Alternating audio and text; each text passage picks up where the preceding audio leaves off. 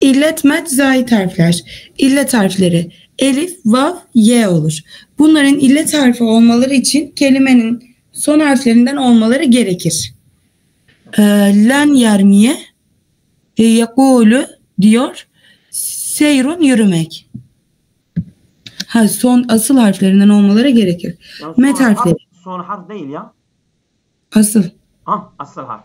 Doğru. Çünkü yakulu son harfi değildir. Ama aslı harften o olmalı. Yani aslı harfi olmazsa zayittir zaten. Evet. Met harfleri. İllet harfler gibi elif, vav ve y'dir. Bunlar met harfi olmaları için illet harfi olsun olmasın. Elif'ten önceki harfin harekesi fetha, vav'dan önceki harfin harekesi zamme, y'den önceki harfin harekesi ise kesre olması lazımdır. Yani bu bilgiler genelde biz biliyoruz bunları ya, değil mi? Yani evet. Gördüklerimizi, duyduklarımızı biz tekrarlıyoruz burada. Evet. Mektubun yakhafu kebirun. Bunlar hepsi met harfleridir. Vav, elif, ya. Zayit harfler. Kelimeyi meydana getiren asıl kök harflerden başka çeşitli sebeplerle kelimelere ilave edilen harflere zayit harfler denilir. Zayit harfler şunlardır: elif, t, s, lam, mim, nun, vav, he, ye. Evet. Not. Birinci zayit harfler el, yem, en, tensahı, onu bugün unutursun cümlesi toplanmıştır. Yani beyt yani bu. Onu bir silgi haline getirmişlerdir ha. Yani elif, ta, sin falan var ya, onlar el yevme tensahu, tüm zayid harfler bu kelimede toplamışlardır. Bu onu bir kodlama olarak yapmışlar. Kısaltma olarak yapmışlar. Değil mi? Evet. Zayit harfi anlamak için o harfi kaldırdığımızda mana bozulmazsa harf zayittir. Bozulursa zayit değildir. Kelimenin aslındandır. İlme, ya'lemu, ma'lumun. Bir kelimenin mutel sayılabilmesi için vav yahut ya'nın asıl harflerinden olması gerekir. Seyrun, nevmün, dairun kelimelerindeki vav, ya'lar asli harflerden olduğu için bu kelimeler mutel illetlidir. Katilün, kabulün, buhayrun kelimelerindeki vav ve ya'lar asli harflerden olmadığı için bu kelimeler mutel illetli değildirler. 4. Harekeli illet harfi bulunan kelimeye şebihun bis sahih, yani sahiye benzeyen denir. Yani siz okuyorsunuz, ben dinliyorum. Eğer mesela bir yerde tam mana oturmuyorsa oranın açıklamasını yapalım. Evet. Tamam diyeceğim. Harekeli illet harfi bulunan kelimeye şibhün bis sahih, sahiye benzer denir. Vecebe, kavmün, kavvamün, değil mi hocam? Okuyamadım. Kuvvemün. Kuvvemün, delvün, zabiyun. Kök asıl harflerden meydana gelen ismi asli, fiillere ise mücerret denir. Yani eğer kelime mesela isimse, değil mi? İsimse asli harf diyor, değil mi? Fiillerde de mücerred harfleri. Mücerred harfler. Değil mi? Mücerred yani eksiz. Asli harfler yani ismin asli harfleri, yani o da mücerred demektir. Yani yalın, yani eksiz. Evet. Zayit harflerden bir veya birden fazlasını taşıyan isim ve fiillere zayideli mezidun fi veya zu ziyadeti denilir. Yani zu ziyade, mezidun fi, her ikisi de yani ekli harfler, ekli olan kelime. Harfe ekli olan. Evet. Kelime. Cümleler bir takım manalara delalet eden anlamlı sözlerden meydana gelmiştir. Bunlara kelime denir. Arapçada kelimeler 3 kısma ayrılır. El isim, el fiil, el harf. İsim. Zamana bağlı olmadan kendi başına bir manası olan kelimedir. El fete, genç. El-ilm, bilgi. El-hücretu, oda. Fiil. Zamana ve şahsa bağlı olarak bir iş veya oluş bildiren kelimedir. Kara, okudu. Yakra'u, okuyor. İkra, oku. Harf. Yani Yalnız başı... Mesela ismin manası tektir. Yani o zat veyahut o kişi, o nesne neyin ismi ise. Ama fiilden o şey var. Hem hades var, eylem var. Hem zaman var. Değil mi? Hem şahıs var. Yani nasıl dediğinde mesela müfredi müzekeri gayb geçmiş zamanda, bak zaman da var. Değil mi? Yardım etti. Yardım etmek var. Müfredi müzekeri gayb var. Ondan sonra geçmiş zaman da var. Fiilde o şey var ama isimde tek bir şey var. Evet, buyurun. Harf. Yalnız başına bir mana ifade etmeyen isim ve fiillerle beraber bulunduğunda bir mana ifade eden kelimedir. Yani mesela isim ve fiili birbirine bağlayandır. Bağlaç, edat. Edat, bağlaç Türkçe'de, Arapça'da harftir. Asıl yani şeylerde, dilde asıl olan isimdir. Asıl olan isimdir. Yani kişi. İşte bu kişiye bağlı onun eylemleri var. Değil mi? Onun eylemleri. O mesela o kişinin eylemleri de fiil denir. İşte sen bunu bir cümle halinde yapmak istediğin zaman sen harfe muhtaç oluyorsun. Onları yani bu ismi ve onun fiilini bağlıyorsun. Bir cümle kuruyorsun. Bu da burada da biz şeye muhtacız yani. Edata. Evet.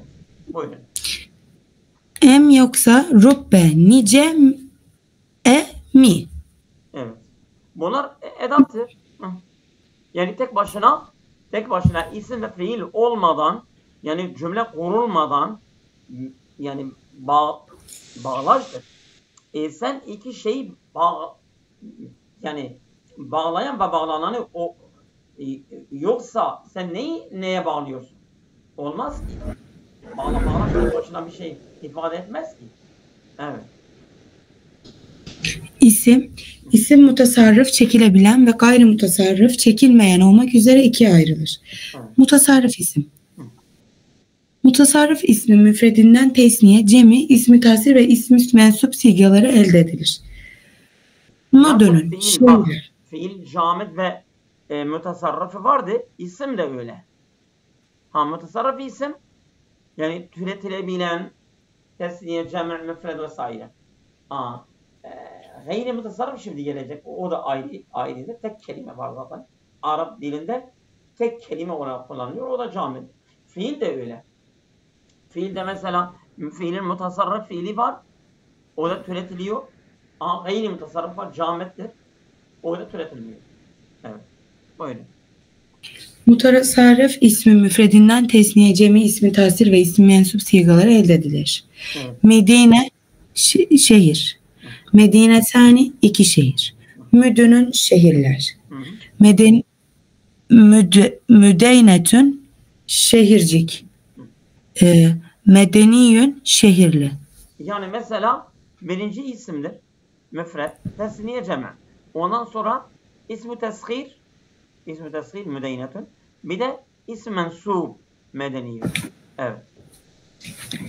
Gayri mutasarrıf isim. Gayri mutasarrıf isim şekli değişmez mutasarrıf isimlerde olduğu gibi çeşitli sigaları yoktur. Men, ma, keyfe. Mutasarrıf isim camit ve müştak olmak üzere ikiye ayrılır. Camit isimler. Türememiş isme camit isim denir. Camit isimler şunlardır. Fethun, açmak. Zehabun, gitmek. Mastarlar. Zamirler. Hüve, hiye, ente, enti, ene. Tabii bunlar gayri mutasarrıf. Bunlar camit derler ya. Çünkü mesela huve ayrı şeyleri yoktur ha. Değil mi? Camid isimler. Evet. Yani aynı mesela huvenin tesniyesi var ama tesniye kelimenin kökünde gelmiyor. Başka bir şekilde geliyor ha. Niye de öyle? Ente de öyle. Enti de öyle. Bunlar camitler ya. Evet. Devam edin. İsmi işaretler. Tilke, hâve, ismi istifhamlar. Keyfe, men, ismi mevsuller. Me, ellevi, şart isimleri. Eyyâne, me, O zaman ma, o şey, değil mi? Hı. Evet. fiil isimler. Veyhen, Yani helümme, esma-ül ef'al biz diyoruz ya onun Arapçadan. Esma-ül ef'al. Ha, fiil isimler. Yani mana bakımında fiildir ama lafız bakımında isimdirler. İşte bunların adı esma-ül ef'al. Yani fiil isimler. Evet. sıfatlar ses isimler. Gıs, kediye pis. Tak tak, kapı sesi. Bazı zat ve mana isimleri fe'sün, balta, racülün, adam. Not, bazı gramer kitaplarında ismi mensup ile ismi tasir fiilden türemedikleri için camit, bazıları ise isimlerden türediklerinden müştak saymışlardır. Bu iki isim isimden türemiş isimler bahsinde zikredilmiştir. Yani eğer isimden biz desek isimden türetilmiştir, müştaktırlar. Ama fiilden türetilmişlerse değil mi? Öyle mi diyor? Yoksa tam tersine. Öyle diyor hocam, şey olduğu için bunlar isimden türemiş ya. Evet. Fiilden türemediği için bunlara müştak saymıyorlar diyor. Saymıyorlar. Camit diyorlar diyor. Camit diyorlar. Tamam. Yani isimden türetilmişse, isimden yapılıyorsa bunlar camittir. Ama fiilden türetilmişse müştak. Tamam. Müştak isimler, türemiş isme müştak isim denir. Müştak isimlerin fiilden türeyenleri şunlardır. İsmi fail, fatihun, mükrimun, müstağfirun, ismi mef'ul, maktulun, mükremun, müstahsenun, sıfat-ı müşebbe, kabihun, hasenun, ferihun. İsmi tafdil, afdalü, eşeddü, ekberu. Mübadale. Manaları beraber söyle. Şey olmaz. Evet. Tamam. Daha faziletli, daha şiddetli, daha büyük. Evet. Mübalağalı isim sıddîkun, çok doğru, gaffarun, çok bağışlayan, allametün, çok bilen. Evet. İsmi mekan. Meclisün, oturacak yer. Medresetün, okul. Muhteberun, muhteberun, laboratuvar. Evet.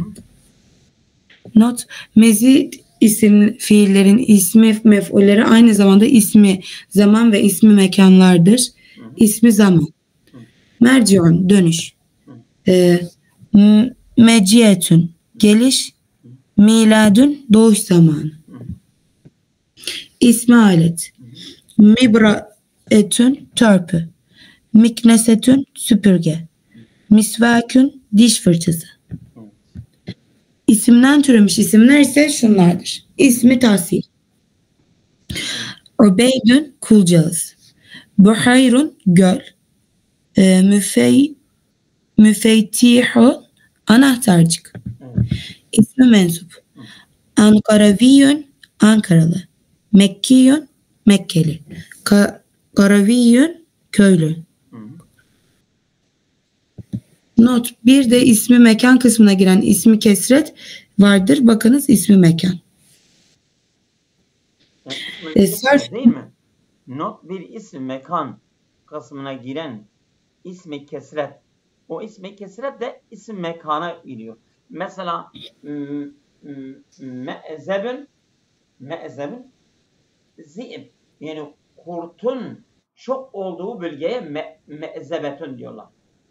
Yahut mesela me'sedetün, yani esedin çok olduğu yere çok olduğu yere me'eseletun diyorlar.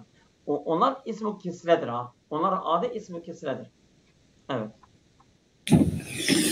Sarf ilmi ile ilgili 11 cins isim vardır. 1 mastar, 2 ismi fail, 3 ismi mef'ul, 4 sıfatı müşebbehe, 5 mübalağa ismi fail, 6 ismi tafdil, 7 ismi tasir, 8 ismi mensup, 9 ismi zaman, 10 ismi mekan, 11 ismi alet. İşte bunlara müştak diyorlar ha, değil mi?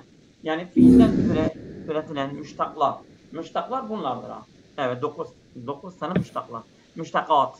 Evet. Özel isim, cins isim. Özel isim. Kemalettin. Bu konuyu bir kere önceden görmüştük. Şeyden ha. Bu Nehu kitabında alem kısmında biz bunu gördük, değil mi? Yani ismu alem, ismu cins. Hatırlıyorsunuz değil mi? Evet. Tamam. Mekke, Ömer, Kemalettin. Cins isim. Cins isimde iki kısma ayrılır. Madde ismi, ismi ayn. Gözle görülüp elle tutulan isimlerdir. Veledün çocuk. Dikün horoz. Şecerun ağaç. Mana ismi, ismi mana.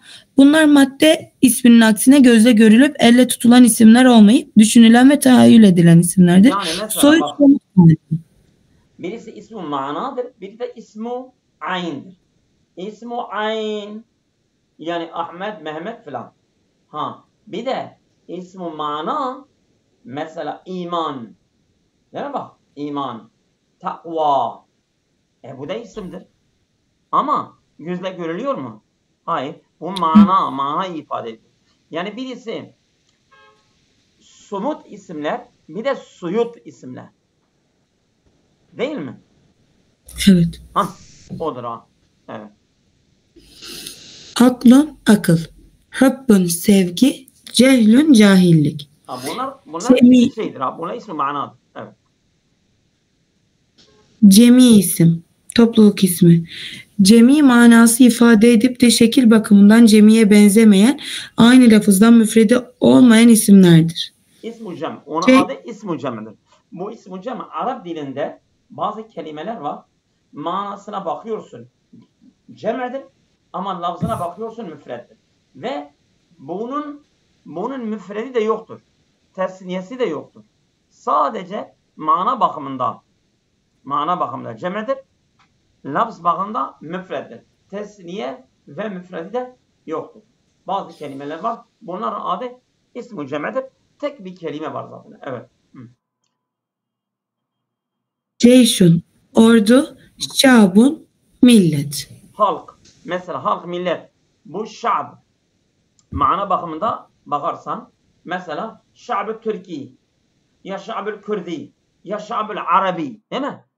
Arap halkı, Türk halkı, Kürt halkı dediğinde bu mana çoktur, değil mi? Cem'e. Evet. Ama şa'bın sen kelime bakarsan müfred görünüyor. Şa'bani, şu'ubun öyle değil yani ha. Bu ismu cem'dir. Onun adı ismu cem'. Evet. Not 1. Cemi ismin müfredi yoktur. Ancak müfredi şu şekilde yapılabilir. Vahidun minel kavmi. Kavimden birisi. Vahidun minel şabin. Ahaliden biri. Aynen. Cemi isimlerin cemi mükesserleri vardır. Ceyşun, cüyuşun. Ordular. Şarbun, şurubun. Milletler. Mesela şu'ub-ül alemi. Dünya halkları. Ya mesela ciyuşul müslimine. Ciyuşu müdünül müslimine. Duvelil müslimine. Müslüman devletlerin askerleri. Müslüman devletlerin askerleri. Bak çoğul olabilir. Evet. Kırık çoğul tabii. Cemiye benzeyenler. Cemi manası ifade edip de müfredi bitişik ta ile yapılan isimlerdir. Şecerun, ağaç cinsi ağaçlar.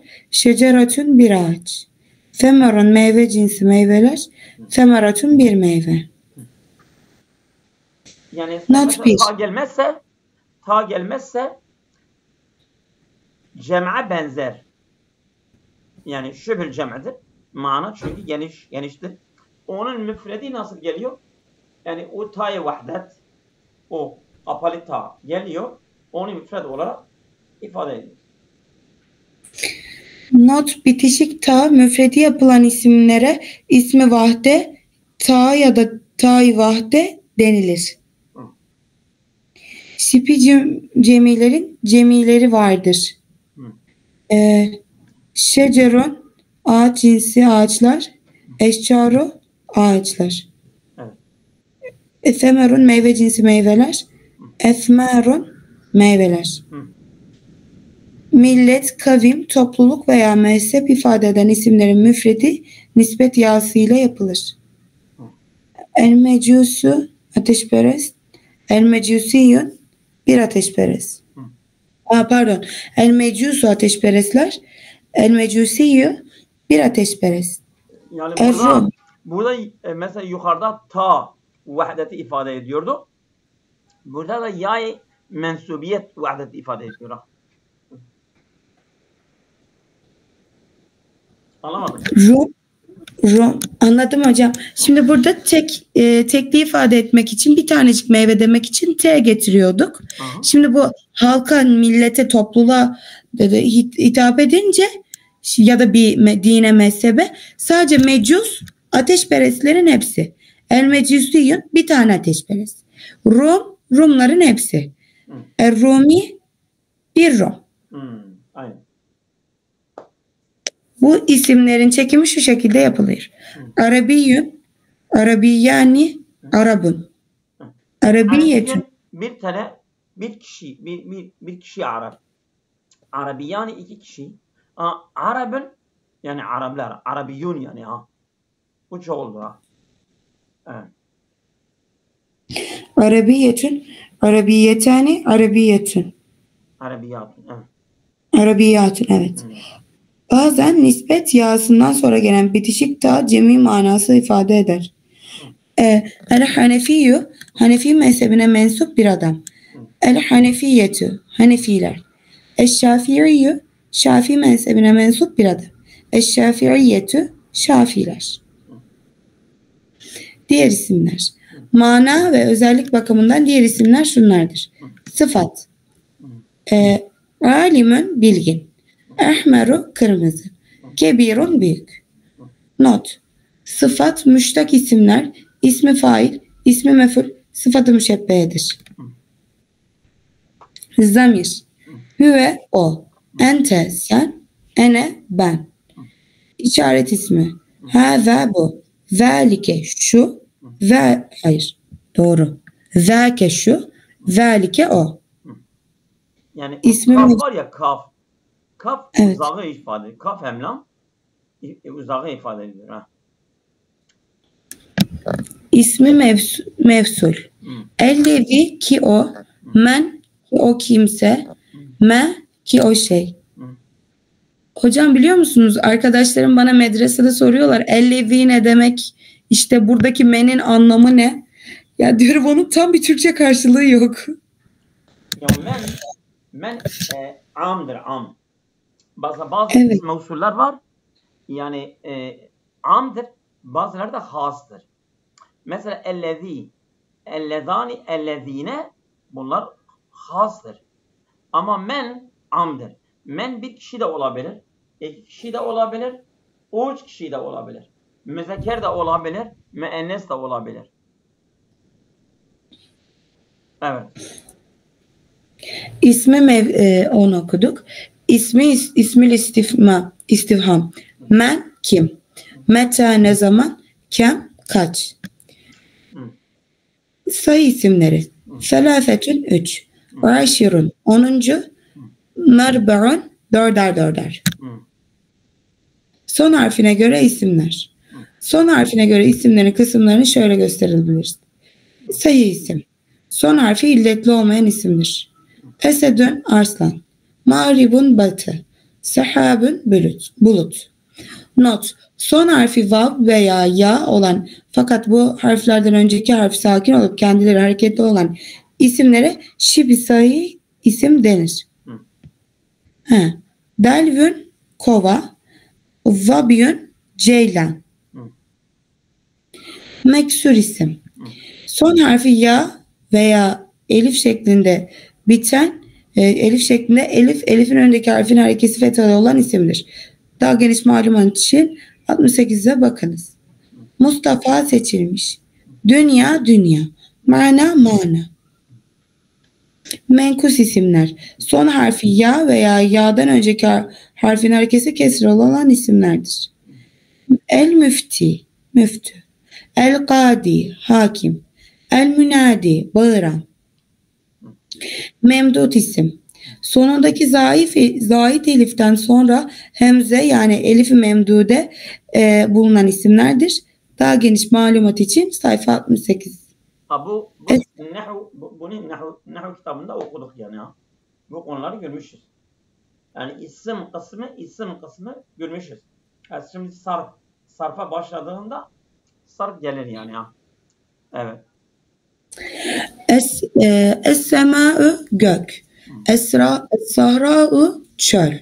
Es-safrâ'ü sarı. Meksur isim menkus isimden 4 yerde ayrılır. Meksur isim menkus isimden 4 yerde ayrılır. Sonu illetli olup ef'olü vezninden gelen ismi tafdil ve sıfatı müşebbehelerde. El-akısa uzak. El-ez Edna. El-edna evet el-edna daha yakın daha aşağı. El-arme kör. Sonu illetli olan ismi zaman ve mekan mastarı mimi mezit fiillerin ismi mef'ulleri. Hepsi onların kalıbı ism zaman, ism mekan. Mazdar-ı mimi bir de ism mef'ul. Hepsi aynıdır. Yani mezit fiillerin ism mef'ullerin kalıpları hepsi aynıdır. Yani mesela bak şimdi ekreme mekremin ism mekan olabilir, ism zaman olabilir, mazdar-ı mimi olabilir. Ondan sonra ism mazdar olabilir. İsm zaman, ism mekan, ondan sonra ism mef'ul mazdar-ı mimi. Hepsi mekremin, mef'alun kalıbı. Evet. Sonu illetli olan ismi zaman ve mekan mastarı mimi ve mezit fiilin ismi mef'ulleri. El mağza maksat merak savaş yeri. El Mustafa seçilen. El marma hedef atış yeri. Tamam. Sonu illetli olan fiiletün vezindeki cemiler. El ura kuluplar ilikler. El hilye süsler zinetler. Yani bunlar mastar kalıpları bunlardır ha. Fiiletün bir de fiiletün geliyor ha. Mesela ara ya'ri uryetun. Mesela hala yahli hulyetun. Hilyetun. Uryetun. Mesela uryetun hilyetun. Fi'letun geliyor ha. Evet. Sonu illetli mastarların fiilün vezni. Sonu eğer şimdi bu mastarlara girdi ya. Yani mastar hangi kalıplarda geliyorlar? Mastar hangi kalıplarda geliyorlar? İşte eğer sonu illetli olan bir fiilse onun mastar kalıbı fi'alun geliyor. Kalıbında fi'alun geliyor. Evet. El-rıza kabul etme, razı olma. El-gına evet. El-gına zengin olma. Evet. Fi'alun ghineyun yani mesela. Rideyun mesela. Fi'alun. Evet. Mendut isim menkus isimden 5 yerde ayrılır. Sonu illetli olan mezit mastarlarda el-i'ta'ı i'ta'ın verme. El-i'ta'u i'ta'un hem eliflamlı hem eliflamsız olarak gelebiliyor. El-istiska'ı istiksaun araştırma. İstiska şeydir yani mesela yağmuru talep etmektir. Değil mi? İstisqa. Bak mesela dua-ül istisqa, salatul istisqa diyorlar ya. Evet, Mesela suyla yağmur alakalı. duası, yağmur namazı falan. O istisqadır. İstisqa saki. Saki. Yani sen birisini sulandırırsan, su verirsen. O istisqa. Ama istiksa yani son araştırma. İstaksa şeye yani var gücüyle şey etti yani ha. Mesela kontrol etti, saydı, şey etti ya. Değil mi? Anladım. Tamam. Faalun ve mef'alun vezinlerinden gelen mübalağa sigaları. El mi'ta'ı, mi'ta'un, bağışı bol olan. El bata'ı, bat, bata'ün. Canım bu hareketler birbirine girmiş, çok yavaş. El batta'u o batta'un. Hem eblamlı hem eblamsız. Bati'e yani ağır, yavaş. Değil mi? Evet. Ama batta yani çok yavaş. Evet. Sonu illetli olup tef'alün babından gelen mastarlar. El te'dâ'ü, te'dâ'ün, et-tehcâ'ü, tehcâ'ün. Şimdi bu mastar kalıpları bize öğretiyor ha. Anladın? Hı hı. Sonu illetli olup cemisi ef'iletün olan fiilün vezni. El kisâ'ü, kisâ'ün libas, elbise. El ridâ'ü, ridâ'ün aba, cübbe. Sonu illetli olup hastalık ve ses ifade eden mastarlar. El rugâ'ü, böğürme, bağırma. El müşâ'ü, ishal olmak. Yukarıdaki misallerde elif-i memdude şeklindeki eliflerin kelimelerinin kök harflerinde oldukları için elif-i memdude değil, elif-i asliyedir. Nekre harflerinde tenvin alırlar. Halbuki elif-i memdude kelimenin kök harfinden değildir. Sonu elif-i memdude ile biten memdud isimler gayrimünsarif oldukları için nekre halinde tenvin almazlar. Bakınız naif gayrimünsarif. Aynen biz bunu okumuştuk. Evet. İsmin özellikleri. Zaman mefhumu yoktur. Bitişik bağ alır. Tenvin alır. Harfi tarif alır. Başına harfi cer gelir. Başına nida harfini alır. Münada olur. İrabı merfu, mensup ve mecrur olur. Meczum olmaz. Bak biz demiştik ya. Belki hatırlıyorsunuz da. Bil cerri ve tenvini ve nida ve el ve müsneden lil ismi temyizun hasar. Doğru mu? Evet öyle dedik. Yani ismin özellikleri budur zaten. Mesela bil cerri. Esra alıyor. Fiil harf almıyor. Ve tenvini. Tenvin alıyor. Ve nidai. Nida. Ya Abdullah. Ya darabe. Ya kad. Ya mesela min. Olmaz. Bil cerri ve tenvini ve nida ve el. Elflam alır. Elflam alır. Tenvin ve nida ve el. Ve müsneden. Bir de müsned demek yani söz konusu. Yani ondan bahsedebilirsin. Ahmet gelmiştir, gitmiştir. Mekke böyleydi, Medine böyleydi vesaire. Ama sen darabe gitti, geldi, darabe böyleydi. Yapamazsın. Kat öyle. Müsned yani söz konusu. Yani sen bir şey ona isnat yapamıyorsun. Olmuyor yani ya. İsimden başka. Ve müsneden bunlar lil ismi temyizun hasale. Yani hasale lil ismi temyizun temiz hasıl oluyor bil cerri ve tenvini ve nida ve el ve müsneden. Evet. Buyurun. Fiile geçtik. Şimdi asıl konumuz budur ha. Çünkü biz nahvi gördük. Birinci kitapta biz nahvi gördük. Bu bir tekrar oldu bizim için. Yani biz sarfı okuyoruz şimdi. Asıl konumuz budur şimdi. Evet. Evet. Baba geldi. Fiili de başlamadan bir dakika. Fiili de birkaç şekil fiili taksim edecek. Birkaç şekille. Yani mesela harfler bakımında, ondan sonra müştak camit bakımında, ondan sonra fail bakımında, mesela meşhul mü ma'lum mu, mef'ul bakımında mef'ul alıyor mu almıyor mu vesairen harf bakımında kaç tane harfi var? Mücerred ve mezid fi mi? Ondan sonra bu harfler mu'tel mi? Sahih mi? Bu harfler yoksa şeddeli mi? Şeddetsiz mi? Bu şekilde harfi bu şekil. Hepsini taksim yapacak. Şimdi, evet. Örnekleriyle birlikte verecek. Evet. Fiil şahıs ve zamanla birlikte iş ve oluş bildiren kelimedir. Tabii. Eylem, oluş bildirir. Evet. Feteha açtı. Yeftehu açar, açıyor. İftah aç. Zaman ve fail açısından fiiller. Arapçada fiiller zaman bakımından üçe ayrılır. Mazi, dili geçmiş zaman. Muzari, şimdiki, geniş ve istikbal. Emir. Fiilin gösterdiği işi yapanın belli olup olmaması bakımından fiiller ikiye ayrılır.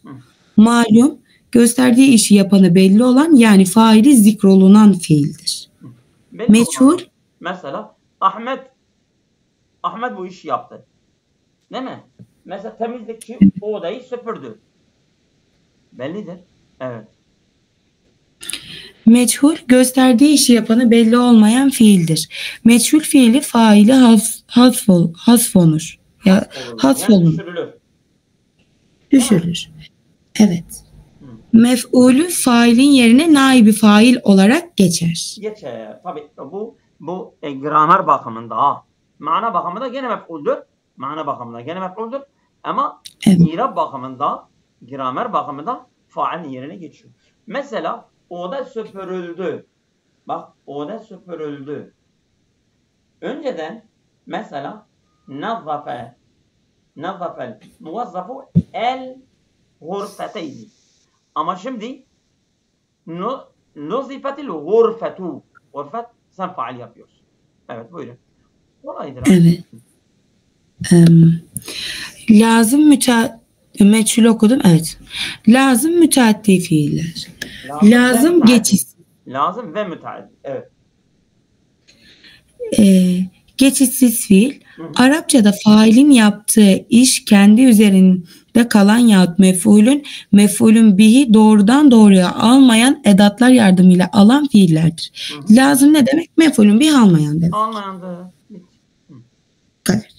Müteaddi geçişli, failin yaptığı işi kendi üzerinde kalmayıp başkasına geçen yahut mef'ulün bih sarihü doğrudan alan fiillerdir. Evet. Çok güzel anlatıyor. Evet hocam. Asliye harfleri açısından fiiller. Arapçada kökten asliye harflerden ibaret olan fiillere mücerret ve asliye harflere bazı ekler getirilerek yapılan fiillere mezid denir. Mücerret asli harf sayısına göre ikiye ayrılır. Sülasi 3 harfli. Nasara yardım etti. Harace çıktı. Hasüne güzel oldu. Rubai 4 harfli. Berhane isabet etti. Zelzele sarstı. Dehrace yuvarladı. Mezid artırılmış. Sülasi ve rubai fiillere harf ilave etmekle sülasi mezid ve rubai mezid fiiller meydana gelir. Sülasi mezid, sülasi fiiller.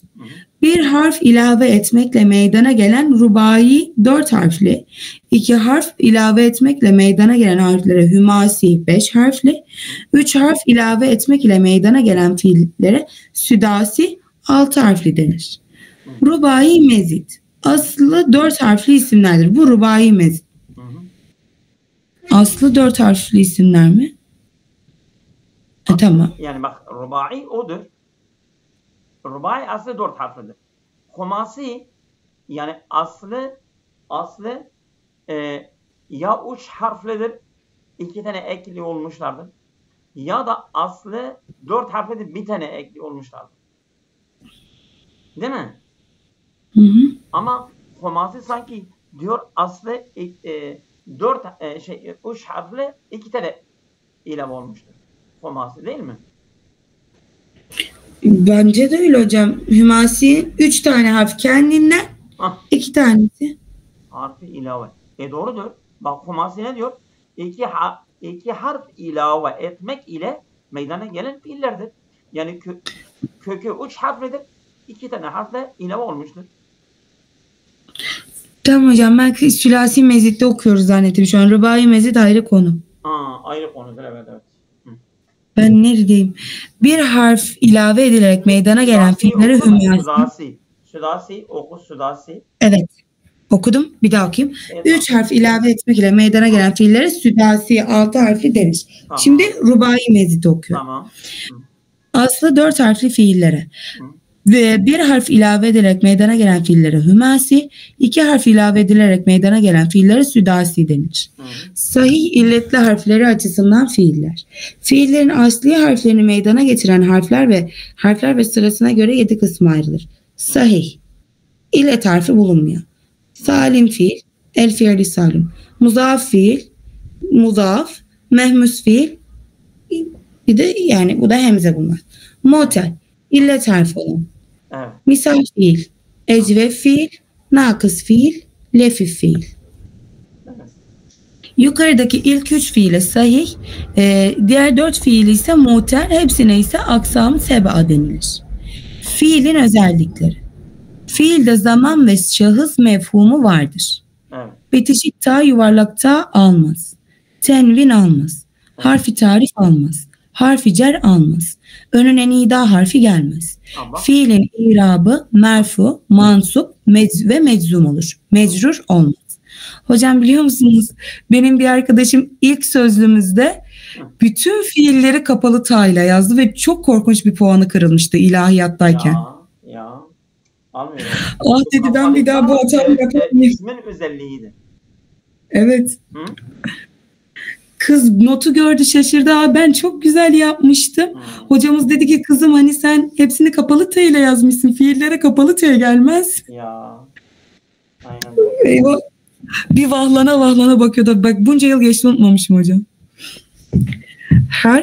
Harf yalnız başına bir mana ifade etmeyen isim ve fiillerle beraber bulunduğunda bir mana ifade eden kelimelerdir. Ve. Fi, de, da içinde. Mı, mi, hel. Yani. Evet. Harflerin kısımları. İsimlerle kullanılan harfler el hurufu el muhtassatu bil esma'i tis'atu eksamin. 9 kısımdır. Bir harfi cerler. Be, pi, min, ila, me'an, ala, Şimdi li. mesela bu biz nahuden gördüğümüz bir konuyu tekrarlıyor değil mi? Çok Evet. basittir. Böyle oku ve geç. Evet. Kef, hatta, rubbe, vavul, kasem, te, haşa, muz, munzu, hala, ada, levla, key, la'illa. Bunlara hurufu izafe de denilir. Bunlardan bazıları isim, bazıları da fiil olarak da kullanılır. Not, birinci bazen isim olarak kullanılanlar. An, ala, kef, muz, munzu. Bazen fiil. İsim ve harf olarak kullanılan harflerdir. Evet. Bazen fiil olarak kullanılanlar hala, ada, haşa. Bunlar da hem harf hem fiil olarak kullanılıyorlar. Yemin harfleri vav, bi, te. Yani vallahi, billahi, tallahi gibi. Evet. İstisna harfleri uhruful istisna. İlla, hala, ada, haşa. Nida harfleri ya, a, ey, eyye, heye, ve. Evet. Huruful müşebbehe bil fiil. Yani fiile benzeyen harfler.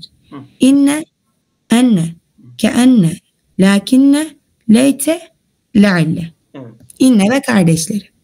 Aynen. Ama leyse yok hocam burada. Leyse innenin kardeşlerinden değildir. Leyse Doğru. kane'nin kardeşlerindendir. Değil mi? Evet. Müfaciye, sürpriz harfler. İze, iz. Not. İza isim cümlesinin başında bulunduğu zaman iz ise beyneme ve beyne bazen de lem, yeket ve mekade ve kelimelerden sonra geldiği zaman müfacaa harfi olurlar. Aynen. Tafsil harfleri. Hı. İmme, emme. Tenbih harfleri. Ha, emme, ele. Harfi tarif. Elif lam yani. Aynen doğru. Harflerle kullanılan harfler. 8 kısımdır. Fiili muzariyi nasb eden harfler. Ehrufu nasb. Yani En, nevasib diyorlar ya, nevasib harfler. Ha. Evet. Nasibe. Yani nasb eden harfler, evet. İven. Mastar harfleri en, enne, keyli, keyme, lev. Bir de tasfiye elifi. O da doğrudur. Şerf harfleri in, lev. Fiil muzari cezmeden harfler. Cevazım. Yani evet.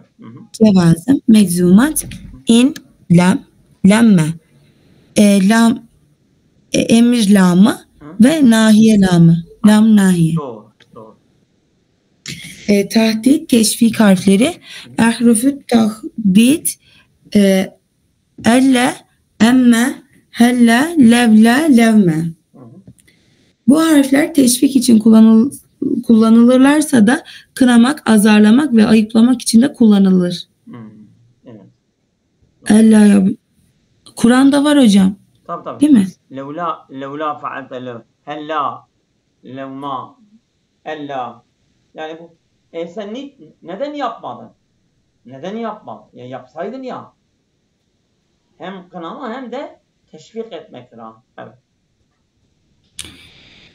İstikbal gelecek zaman harfleri sin, sefe. Tahkik harfi kaydı. Şimdi burada istifham yazmıştır. İstikbal yazması gerekirdi değil mi? Evet. Yanlıştır ha. Sen doğru okudun ama o yanlış yazmış. Evet hocam, ben de şimdi dikkat ettim. Hocam oluyor böyle ya. Tabii yani bu şey hatasıdır ha. Bilgisayarda yazıyorlar. Evet. Orada yanlış yapmış. Doğru. İstikbaldır, istikbal değil. Evet. Men etmek, azarlamak harfi kelle. Evet. Harf-ı tevakku'i kad. Onu okudun. Evet. Tamam. Yani bu tahkik harfi kad. Mesela kad kâmet salat, yani namaz zamanıdır. Namaz olması beklenmektedir. Yani beklenti şeysi ya. Evet. Hocam bu tahkik harfi nasıl maziye gelince? Şimdi kad doğru. Kad eğer mazinin başına gelirse tahkiktir, ama muzari'nin başına gelirse bazen veyahut tevakku manasını ifade eder. Kat yekün, kat la yekün. Aynen doğru. Men etmek, azarlamak harfi kelle. Hem fiil hem isimle müşterek kullanılan harfler. Atıf harfleri. El vav, fe, sümme, hatta, ev, imme, em, la, bel, lakin. İstifham harfleri hemze, hel. Tefsir harfleri ey, en. Not. İzai tefsiriye İza, ey manasında kullanılan tefsir harfi olur. Bakınız. Atfı, beyan, edatlar, naif. İstintaç harfleri bu harflere başlangıç, istiftah ve tembih edatları denir. Ella, emme, değil mi? Eme. Nefi, olumsuzluk. Me, la, late, in, lem, lemme, len. Cevap harfleri. Na'am, bela, i, ecel, hayri, celal. Hocam hiç hayri ile celali duydum. O da naam gibi ya. Yani mesela sen soruyorsun hel cae zeydun, o diyor naam ve o ceyri. Belki şimdi ya, Arapçadan kullanılmıyor ama o Arapça kökünde vardır. Ceyri yani naam manasındadır. Celali ile ceyri hiç duymadım. İlk dördünü. Evet, doğrudur. Bu yani az kullanılıyor. Veyahut mesela eski Arapçadan olabilir ha. Huruf-ü sila veya mahkeme veyahut zait. İn, en, me, li, min, bi, la. Bazen mesela kefa billahi şehiden biz diyoruz kefallahu ya, o ba zaittir. O bunlar harf-i zaide ha.